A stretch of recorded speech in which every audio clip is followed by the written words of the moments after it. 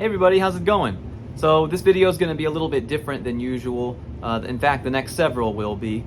My basement flooded last week, so thankfully none of the guitars got messed up, but all the cases got destroyed. Thankfully the guitars were on elevated stands, but the cases were on the ground, so they got destroyed by the water.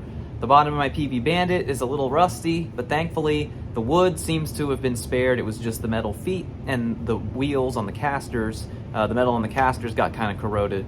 But the biggest casualty, my custom-built PC that I use for video editing, audio recording, and everything else, uploading, got completely destroyed. It was elevated, but it was a water heater flood. Some of you may have had that happen to you before. And the water sprayed directly onto the computer that was elevated off the ground. So I have to shoot my videos and edit them completely on an iPhone with no computer. So until I can get that replaced, the video quality and audio quality may not be as good as it has been in the past for my videos, so I apologize for that.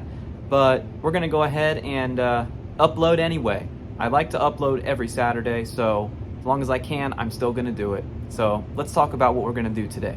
So my aunt left me a guitar when she passed away. It was something that she was really proud of, that she owned. A very interesting guitar that we'll review in the future, but it needs some work. The bridge tremolo system, it's a Strat style guitar, was messed up. In fact, the tremolo arm where you screw it in, the metal broke off, so I replaced it with an aftermarket one, but it sucks. So what we're gonna do is replace that one, and I'm gonna make a video out of it. So today we're gonna talk about how to replace a tremolo system in a Strat style guitar. So I don't have a workbench, so I'm gonna have to just like lay the guitar on something and work on it on film for you that way. So let's find a place here in this basement that's torn up, find a place to get this done. All right, here it is. This is definitely not the ideal surface to be working on, but we're just gonna put it on top of the PV Bandit for now. I have nowhere else to put it. Fun fact, the water pooled on my desk and collapsed the desk. Broke the top of it completely because it got so soggy. So the workbench I was using is now my desk. So yeah, anyway. So here it is. This is a SSX Stinger. It's a Strat style guitar. Show you the headstock. Pretty nifty little guitar. This was made by Martin, believe it or not. You know, that Martin, the one that makes the really nice acoustic guitars. They took a whack at making a Strat style guitar back in the 80s and 90s. This is not the original pickguard and pickup though. These are aftermarket. We'll review this guitar in greater detail later. But this is the bridge right here that we're going to replace. Now, it has roller saddles, which is cool. But the threading for the block, which is a very thin block, by the way, is messed up. When you put springs on it, it actually pulls the block out of the bridge. So we have a bridge that came off of the Black Label Strat, the 94. And that bridge, it has a skinny little block. It's an import Squire bridge, but it'll probably do the job and it'll make this guitar usable again. So the first thing we need to do is cut the strings off. Okay, so we've got all the strings off. Now with these tremolo systems, they're pretty simple in their design that Leo Fender created here. Basically, you've got 6 screws that go into the body and they hold the bridge on. The strings go through the bridge plate that come out of the attached tremolo block. The block is held to a string claw right here, or a spring claw, and the springs attach here and hold the bridge down.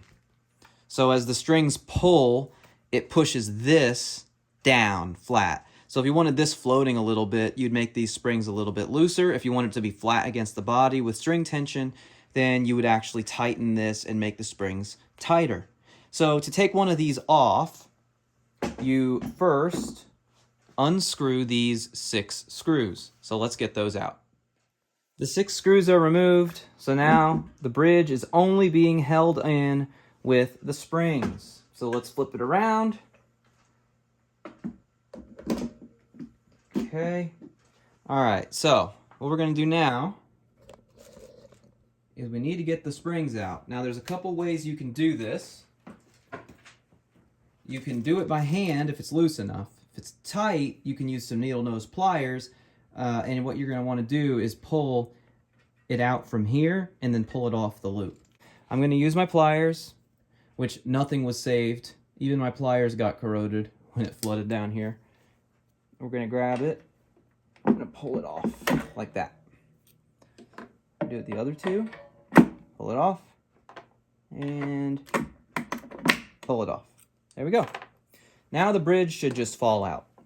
And I lift up. Probably, there we go. And it's out. So here's a look at our old bridge, and as you can see, we've got some problems here. This was a cheap aftermarket Amazon bridge, so I know it can be fixed. I could put a new block on here and everything would be fine, but I don't want to mess with that. In fact, if you look here, they're just pulling out.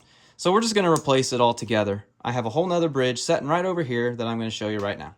Here it is. This came out of a 94 Black Label. We did that a while ago, but I kept it. Now, what's interesting is I don't see, it looks like there's 3 thick screws holding this on. There's 1, 2, 3. It's pretty solid. Not to mention that it's probably like a little rusted together from being so old, but why do you got to pay for relicking when you can buy something old that's been naturally relicked? I'm not going to bother cleaning it. Actually, I think it looks pretty cool like that. So this, to fit it, you're just going to slot it in. Well, that's not going to work. I had to come upstairs for moral support. You can see they all survived, but they're upstairs now. It is 10:45 at night, and while I was working on this video, my daughter decided she didn't want to sleep. There's her tuchus. So I'm up here with her now, and we're going to talk about this bridge. So we're going to have to fix the one we have because that other one's not going to fit. To tighten the screws, there's a couple ways to do it. You can either take the saddles off completely, or if you want to do the quick and lazy way, you can get a screwdriver like this with a really thin Phillips head on the end, and you can slot it inside in between and just pull the saddles apart. So let's do that now. I'm going to try and do this because my tripod's in the basement, but you're going to stick your screwdriver in there. And these are usually flexible enough, these saddles, to where you can get it in there real good, even without having to move them. So it's in there now, and then you're just going to tighten it as tight as you possibly can until it doesn't move anymore. And now I'm going to do the other two. So we got it completely tight, and that is not going to go anywhere. Look at that. Now, my concern is that it's going to fall apart like it did before. Before, as you saw, it was just kind of, it was being pulled off. And I don't know if that was because the string tension or the spring tension was too much and it just broke because it was so small, but it wasn't stripped. So I was able to tighten them again. This may have been one of those situations where I didn't have to take it off at all and we could have just fixed it. But the purpose of this video was to explain how to replace it. So let's replace it with the one we took off. So we're going to go back downstairs now to the flood zone, and we're going to install it. All right, in case it wasn't evident before, it's not going to fit. This is the Squire one. It's too wide. So went ahead and fixed this. Seems to be pretty solid now. It's not moving at all when I bend it.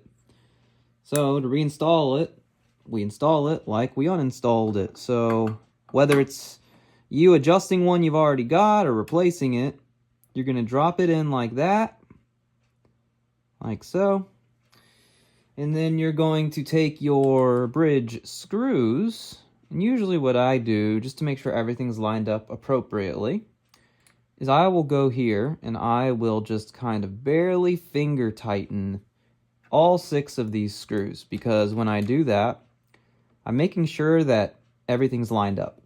You'd hate to start on one side, start screwing them in all the way, and then find out that you get to the end and you don't really have the right lineup for the holes. So by doing it this way, you're making sure that all the holes are lined up perfectly and that you're okay to go ahead and tighten them. So as you can see, I've got all 6 of the screws in there. Now I'm going to do something that I only advise if you have a low-powered electric screwdriver like this one. Very low-powered. I can almost stop it with my hand. So I'm not going to tighten it all the way, okay? I'm just going to tighten it until it gets close, and then I'm going to stop. So this is kind of like the cheating way. There, so that's just going to go a little bit of the way. Do the same thing on the end here.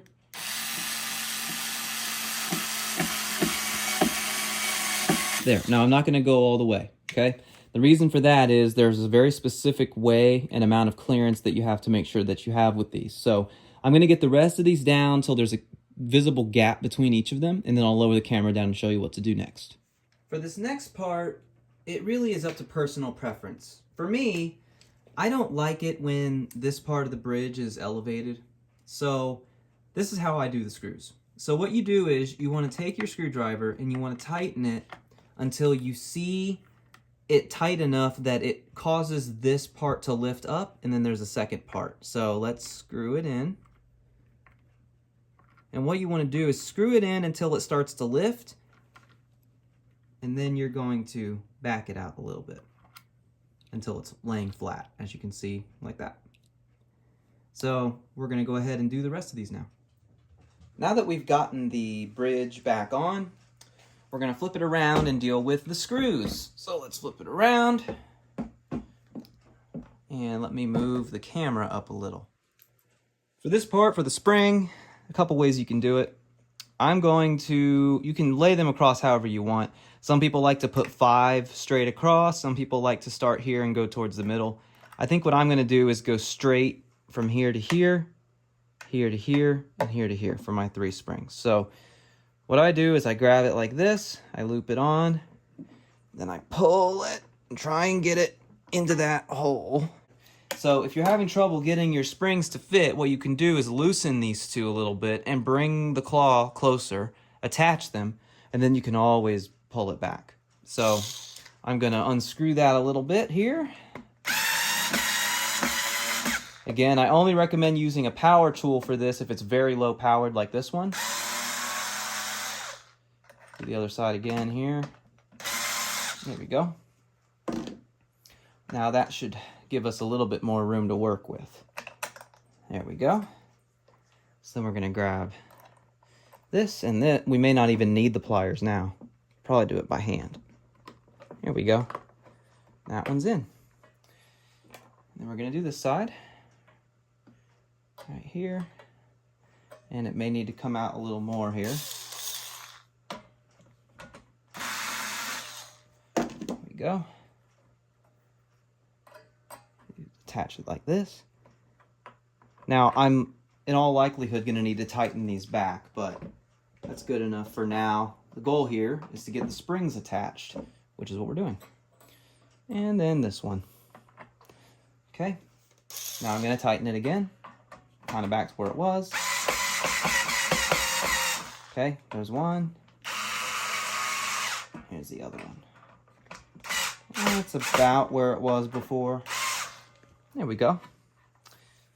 And if we flip it around, there you go. Now, let's take a look. Is it detaching? No. It's still on there pretty solid on both sides. So I think that our screw job worked for that tiny little trem block.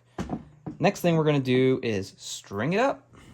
So I got the strings on, but as you can see, that bridge is lifting now. Now I don't like that at all. So if you don't want that floating like that, what you do is flip her over like this. Try and lay it down best you can. And you're going to tighten this and this. And what that's going to do is make these springs tighter and have it pull that down. So let's tighten it a little.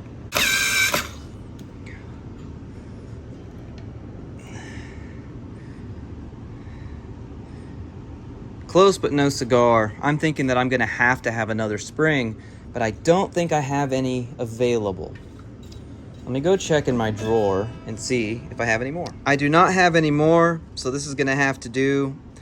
I wish that it were more flat, but close enough. As you can see on the back here, I've got it pretty much all the way up against the body. But the answer here is add more springs. So if you're doing this yourself and you have extra springs, do that. If you don't, you'll just have to leave it like I did. We got it all done. So now I got it plugged in, and I can't do my direct audio because my computer's broken. But for now, at the very least, we can just see how it sounds and how it plays and how it feels, and then we'll take a look at that trem block and see if it's still working.